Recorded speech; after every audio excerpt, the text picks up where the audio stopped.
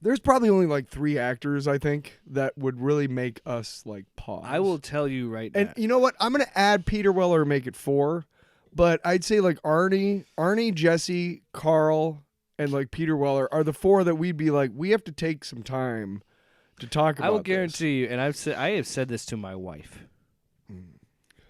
Arnold Schwarzenegger will break me. I'll be very upset because we've talked about how much we liked Arnold on the show many times, and this one does. And how much we begged him over and over to come onto our show. Talking about it, and yeah, it feels because Carl Weathers was such a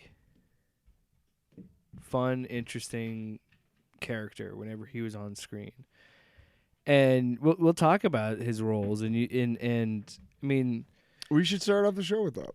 Yeah, that's what we're gonna do. We're gonna remember Carl Weathers and his great performances, and so he just a little. And by the way, just based on the things I've seen, people memorializing him and talking about him, like he seemed to be a really nice and affable, welcoming person. Well, I mean, we started the show off. He's just cool, man. He's just cool. We started the show off with a clip from Arrested Development, which I honestly is one of my favorite roles of his, which is himself, which is a highly satirized, and it was fun to see him meta version of himself. Yes. That was just super cheap and he had fun with it. Being Chubbs unnecessarily frugal. Like, he had money. He's Carl Weathers. But I mean, he had comedic chops. You know, from being in Happy Gilmore. Yeah, fucking Happy. I didn't even put that on the list.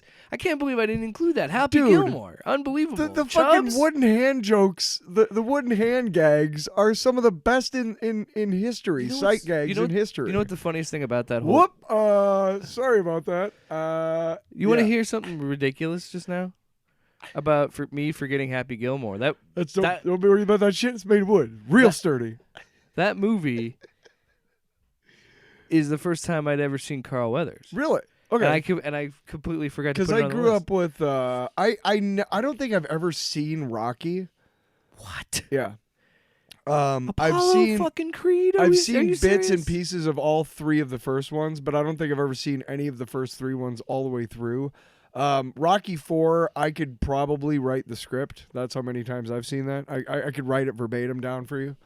I love that movie, and he is in it. And it's such a bummer that he dies. Well, Carl, but they make it work later. The problem is that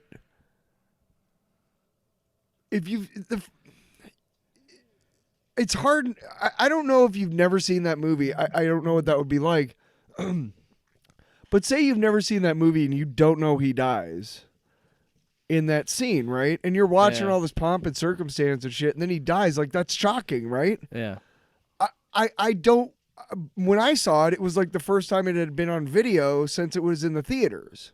And we rented it, So we watched it, and I didn't think I knew that Apollo died, and it was horrifying when he died. It was.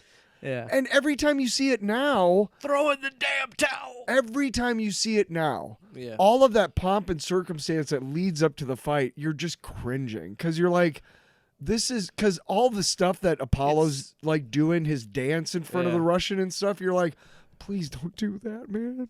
He's gonna kill you. He's gonna kill you. Kind of. You're gonna die. You're gonna die. But yeah, that's what started it with me. And then, of course, I would have to say the one role that cemented him for me. Can I say, yes. As someone who grew up with pro wrestling and understands wrestling psychology, and theater, sports entertainment, I knew that he was going to die. Even if I had never seen the movie, you could tell he was going to die because... Classic pro wrestling is when the one guy is overconfident and doesn't take the monster seriously, he dies. Right. They did it in Game of Thrones, man, with the mountain. I know. So I know all about that shit. Mm-hmm. Doesn't mean it doesn't hurt, because Carl Weathers is so good in that role. Like, I'd like to watch Rocky 3 just because he trains Rocky, and I'd like to see that. I think the first Rocky is held in such regard and is it's such a good movie because Stallone wrote that role for himself, and I don't think Rocky works without Stallone, and I don't think Rocky works without Apollo Creed, a.k.a. Carl Weathers. Well, if he doesn't get the right actor for the part. A la Carl Weathers. Yeah. If he doesn't get the right actor for that part, that's what I mean. Apollo Creed works so well. I almost said Apollo Crews, who's a WWE wrestler. Apollo Creed works so well because he is such a good shit talker, and he's such a good classic pro wrestling heel where he's just like, who's this fucking loser? I'm Apollo Creed. I'm the best boxer in the world, and that confidence just comes through with every single performance Carl Weathers had. I said he was cool, and the reason I always think he's cool is because he's so confident. Yeah. Even in that Arrested Development role, he is so confident, and his blunt force, frugalness. It is so fucking funny because it's like you said, he's in on the joke. He's having fun, and just like, dude, what he's like, you got a stew going is so damn funny. In the hips. It's all in the. Get off of me! Hey, I'm just trying to ease the tension, baby. Just ease the tension. I think my favorite part of the Happy Gilmore role is when it's one of my favorite songs too. But when he finally sees his happy place after it's been raided by shooter, whatever, and then he comes back to Gavin. Sir. And then he comes back to it, and it's all better now. And Chubb's playing the piano. And he's got, it's all right, Happy. I got both my hands. And then he's like, we've only just begun. Hey, to live. Stop it. What? That's iconic. I'm saying, I love the Carpenters. I love Carl Weathers. And that's probably my favorite. But the movie I think that cemented it for me was Predator.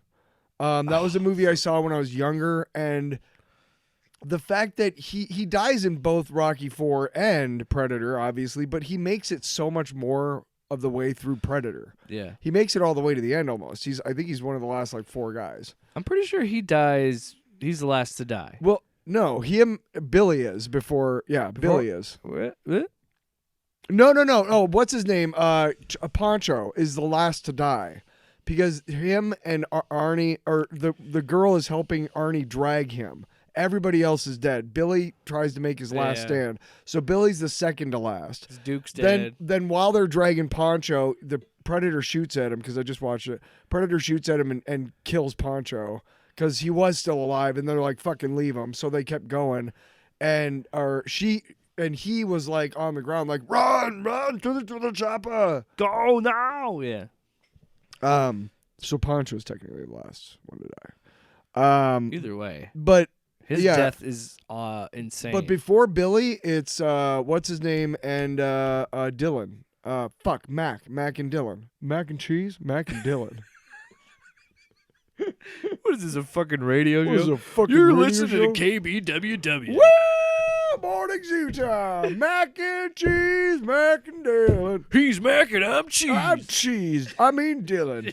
God damn it, we. The Morning Zoo crew. Yeehaw! Yeah, of course. Yeah. We had the fart lined up and ready to go. Yeah. What are you talking about? Toilet flush. Why don't we have those on the sound? God damn it. I hate you. You But anyway, you know what that he makes me it feel, dude? Sloppy.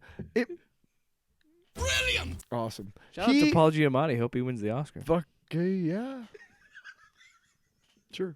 I don't even know who's up for Oscars. I don't even know who's up for Oscars. I haven't watched. I haven't watched The Holdovers. I heard that's really good. But now we're talking. I keep seeing things about it, but I'm like, it just doesn't interest me. Yeah. Anyway, back to Carl Weathers. So, he turns into the heel in that movie. He starts off, and there's something off about him. He cooked up a story and threw the dropped the 6 of us into a meat grinder. What happened to you, Dylan? I grew up. Dude, come on. The most iconic fucking high five in history is the flex between Carl Weathers and Arnold Schwarzenegger. Are you kidding me? Yes. Unbelievable. Yes. And it's just the funny thing is in that scene how quickly it turns from, hey man, what's going on, to you are my adversary. Because within seconds he learns that he has to take Dylan with him and his team. And you know what else? General, you work alone. We work alone. It works in this homoerotic machismo that is the 80s. And it works. It shouldn't, but it does. Quick aside. Because let's be honest, a lot of these 80s movies are very homoerotic. Yes. The action movies. Quick aside, nothing to do with Carl Weathers. Do you think that Mac and Blaine had a homosexual relationship at some point in their history? Is Blaine Shane Black in that movie? No, Blaine is Jesse Ventura. Oh, I guess I never realized. I never knew his actual name. I always just thought it was Strap Jesse this Ventura. on your sore ass, Blaine. I knew that the one dude was Duke with the minigun. It's Mac. No. Mac is the black dude who is friends with Jesse Ventura, who's Blaine. Wait, and you know what? I think his name is Duke in the movie Dune. I think that's when I'm mixing it up. His name is Bill Duke. Maybe. His name is Bill Duke, the actor. He might have been, but I swear his name was Duke in a different movie. Might be, but he's Mac in this movie. And you should know that Blaine is Jesse Ventura's name, because this stuff will make you a sexual tyrannosaurus. And Pancho has got the grenade launcher and says, strap this on your sore ass, Blaine. Blaine. Didn't know I was with the fucking Hawkins is Shane Predator Black. historian Tyler Allen. Fuck you. Fuck you. Hey. Interestingly, Shane Black did not get credit for his acting in that movie or the rewrites. And that had to they changed guild rules because of that. Yep. Anyway, but that was a movie that really cemented his role of just the guy. Like, I've seen him in countless movies and TV shows and everything throughout my life. And when you saw him in a TV or show or a movie and you didn't expect him, it was always like, okay, this is going to be good.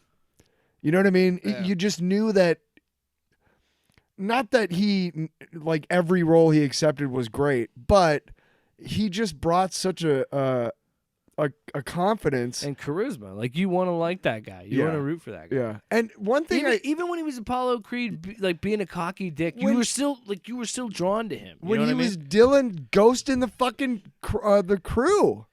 Like Max said, you ghosted us, motherfucker. You do it again, I'll bleed you, you know? Yeah. Even when he's doing that. And here's one thing I forgot. Okay, so when they go out into the jungle, right? They all put on camouflage makeup, all of them on their faces, right? And when Arnold throws him up against the wall and he's like, what happened to you, Dylan? And they got close up of their faces, right? Yeah. And you can tell Dylan's like broken up. That's acting. You can tell he's broken up, that he betrayed his friend, even though he knows that's his job, right? He's got kind of like tears in his eyes. But forever, when I see that scene, I always think it's weird how skeletal Carl Weathers' face looks in that scene. And yesterday, when I was watching it again, I realized why. All of them have been sweating and all of their makeup has been running in different states, right? Off of their faces and stuff. Carl Weathers' makeup was under his eyes and kind of around his cheeks. Yeah. And the only thing that's left is like these black lines going like this. And so I realized yesterday, I'm like, that's not, obviously that's the makeup that makes him look like that in that scene. So I don't know why I told you about all that. I just wanted to waste some time. I'm trying to be like, we've done a commentary for Predator, man. I'm feeling good. We talked about that movie a lot. I just like the movie, and that was the movie. And then when he shows up in Arrested Development, that's just icing on the cake. Such a good movie, or such a good show. And his presence obviously was just so fucking hilarious. And I love David Cross, and he's a great that foil bone that for he him. has no meat. Yeah. He's crazy. Yeah. But also another thing somebody pointed out, he says one potato. Yeah. He doesn't say anything else. Some broth, a potato. Baby, you got yourself a stew. Yeah. And again, the sight gags with his wooden hand and Happy Gilmore are fucking classic, dude. And we cannot talk about him without talking about Action Jackson, which I unfortunately have not seen in so long. I don't really recall, but I do want to talk about what kind of a movie this is, and I'll put it to you like this. The description on the Roku TV that I have is an Ivy League NYPD police detective. Like, it starts off like that, you know? Like, this guy went to Harvard, and then he decided to become a cop in New York City. You know, it's just one of those like 80s just things or whatever. That movie's great. Craig T. Nelson is the bad guy in that one. But that's if you've ever seen Tango and Cash, Action Jackson is a lot like Tango and Cash, but there's only one dude. Yeah. Okay? Just think about it like that. It's really good. But I fucking love that guy, and I miss him. I'm gonna miss him. Well, yeah, we even talked about the Mandalorian and his role there. Yep, which again was I had it was good to see him again. Unbelievably, in this day and age, I was able to avoid spoilers for the Mandalorian, so I had no idea that he was in it. I didn't either. So when I saw him on there, I was like, "Oh, that's awesome, Carl Weathers." And to see him be a part of the cast and be a major role in the first 2 seasons. Yeah. He kind of is more of a background guy in the 3rd season. But he starts off the season. Like, that's where they go first. Yeah, they go there a couple times. No, the very first episode of the 3rd season, he Yeah. He's part, I'm just saying that he's not in as many episodes as the first 2 seasons. Whatever. Because he's not as, whatever. But no, one of my favorite things was that they made I never got this, and I don't think it's available anymore, but it was the first Mandalorian Lego set was the Razor's Crest. The Razor Crest, whatever it was called, his first ship. And one of the minifigures was Grief Karga. And I really wanted to get it. It's like $130. I really wanted to get it so I could get a Carl Weathers minifigure. But then they came out with something a little later from the season. Was it the end of the first season when they used the tank and Grief Karga was with them? And was it the IG unit that helped them escape? No idea what I'm talking about. There was a Lego set, and it was a troop transport, and it came with a bunch of stormtroopers and a Grief Karga minifigure. And so that was cool because I got my Carl Weathers minifigure. Wouldn't that have been I think that would have been the end of the first season. Isn't that it, right? Where this IG unit sacrifices himself to save him? Yeah. But no, I think it's the second one because Gina Carano is in the beginning of the second one. When they attacked the Imperial Stronghold. It's been a while since like it fucking matters. We're getting a Mandalorian Grogu movie though. It's yeah, what's it called? The Mandalorian and Grogu. Real fucking original, guys. You know what Tyler thinks of that? You know what he thinks? You know what he thinks? You know what he really thinks? Ew, fuck you. And also, that's another thing that bums me out is obviously that he's gone, but it's sucks to think about we'll never get to see him because he was such a delight to see on screen. Like I said, he had so much charisma. I mean, the way that we keep we keep our favorite actors and everything alive is we keep watching their stuff. And honestly, that's the first thing I thought of was I want to watch something by him. We wanted to review Action Jackson. I want to be clear. We are poor. I want to be clear. I don't want that to come off wrong. It's upsetting that he's gone. Yeah. As a human being, I want to make that clear. Of course. First, I don't want people to think I'm glossing over his passing. I'm just saying, in the context of him as an actor, and thinking of I think despite him, he wasn't that old. He was in his 70s. He was 78, I think. Really? He's not that old. That's how old my mom is. He was almost 80. That's I felt like he looked great, but for his age. But when he was on the Mandalorian, yeah, I mean, except for the white hair, he still looked the same. Yeah, the white beard, he looked largely the same. He acted this. I mean, he might have been a little heftier, but who doesn't get like that when they get older? But you never know. You never truly. He's in great shape the most of his life. You never know when people with health and things change, crazy things happen, and it just reminds you of how important life is to speak, because he just seemed like a nice human being, and when we lose someone like that, it's sad.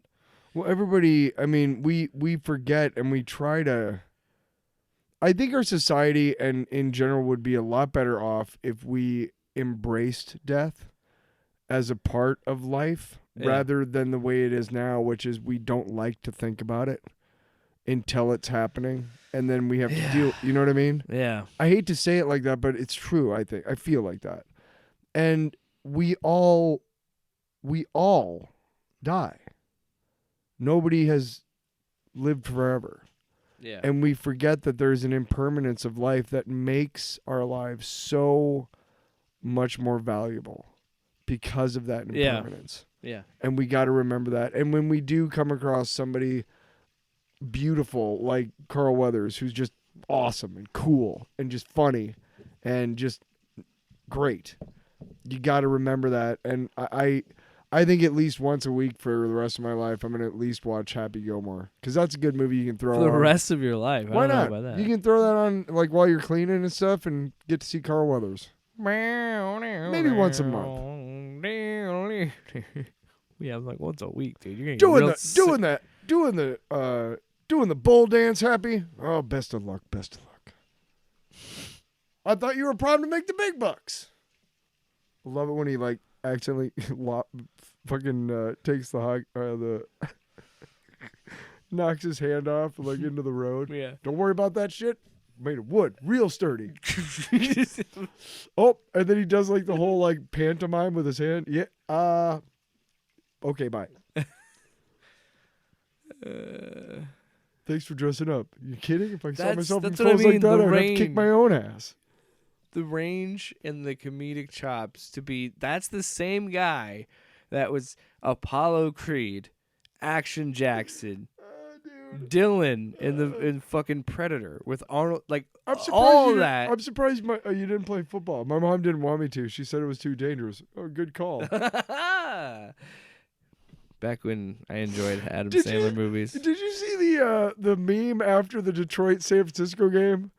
Did you see the one where Bob Barker is San Francisco and Adam Sandler's Detroit? No. And it's the whole fight scene from Happy Gilmore. Price is wrong, bitch. Well, no, it's right. Like Happy Gilmore's winning for the most part until at the very end he's like, wakes up and starts beating the shit out of Happy. It's really funny because it's like 31-13, and Bob Barker wakes up. Starts kicking the shit out of Happy, and it's like 24/7, and then 31 to yeah. Amazing. Fucking Lions. Come on, Happy. My brother's upset. I mean, the fucking Christian scene when he's McCaffrey. coaching him at the putt-putt place. Like, come on. You're gonna die down. Yeah. Yeah. Gonna give that shit up. Play golf full time. Spoken like a true asshole, Happy. God. It sucked that he had to die in that movie. I feel like he shouldn't have died, but still, by far, one of the funniest fucking things I've ever seen is when him and the alligator. Yeah. And is it Abraham Lincoln? Yes. Are waving goodbye? Yes. It's Abraham Lincoln, the alligator, and Happy and Chubbs Peterson. Yeah. It's so stupid. But it's so, like, of its time, like, that's the kind of shit I grew up with, man. That's the 90s comedy that I grew up with. Let it be known that I think as far as I know, and correct me if I'm wrong, but Tim Hurley wrote the "You eat pieces of shit for breakfast" joke. No. They have all agreed. All the principals involved in that movie have agreed that he was the one who wrote that. Yeah. Classic line. You eat pieces of shit for breakfast? No, No. Oh, shooter. I'm gonna honor, or I'm gonna tribute this win to fucking Chubbs. Wow. What a dick. One of the all-time best comedy villains. I don't want this to turn into a treatise on how great Happy Gilmore is, because it's a fucking great movie. Well, that's a review. That's a different episode. Just saying. It's really good. And yes, you're right. But you know what, though? Let's wrap that up. Right. Please. You know what, though? The reason why we love that movie so much is because of Carl Weathers. Again, every time he is in something, he makes it better. He never takes away. He adds to it. Elevates it. Yes. Never weighs even down. In the minor shit like Arrested Development. I mean, come on. Elevates. That's iconic. Baby, you got a stew going. Come on now. One of the funniest fucking things. You got some meat on that bone. Put it in a bowl. I just wish I could see Put the it in bloopers. One potato. I wish I could see the bloopers where like he just nails a take and everybody else is just like dying laughing. If you look at that clip, he's trying not to laugh. Yeah. R.I.P. buddy.